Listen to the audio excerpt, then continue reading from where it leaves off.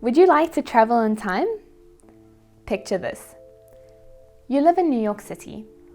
You take the subway to work. You spend 8 hours of your day indoors, and then you take the subway home.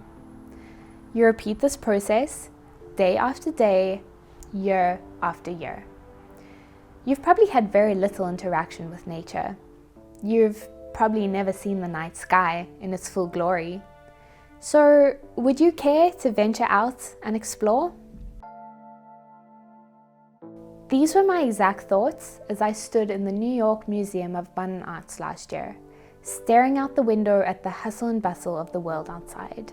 Everybody seemed so focused on their own little bubbles. The irony was that just a week earlier, I had been lying on the ground in Sutherland, staring up at the night sky. Sutherland is a little town in the Karoo Desert of South Africa and is the most spectacular place I have ever been to go stargazing. Consider the fact that we come from stars. Every element that makes up our own bodies, including the iron in our blood and the calcium in our bones, was forged in stars that exploded billions of years ago and made its way into our solar system, eventually forming new planets, including Earth. More than 90% of our body mass is actually stardust. You could say that we are the universe knowing itself.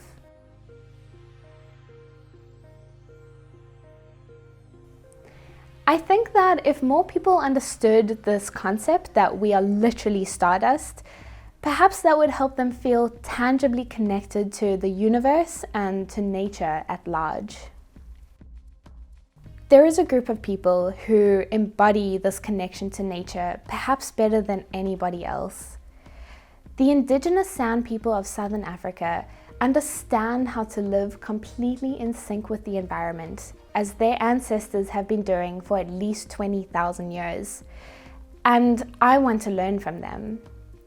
So I set out to create a film that explores the relationship between people and stars, both from a scientific and traditional perspective.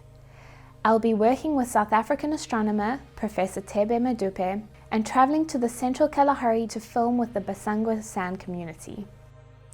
We need to bring this message into schools to have the greatest impact.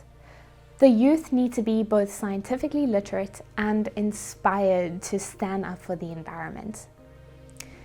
How do we get people to care about nature? Well, we get them to go outside. I have a challenge for you. Next time you're getting ready to sit down to watch a game of football, I want you to get up, go outside and drive somewhere remote if you have to, and spend the night under the stars. Just you and the night sky. I promise you, it'll change your whole perspective on life.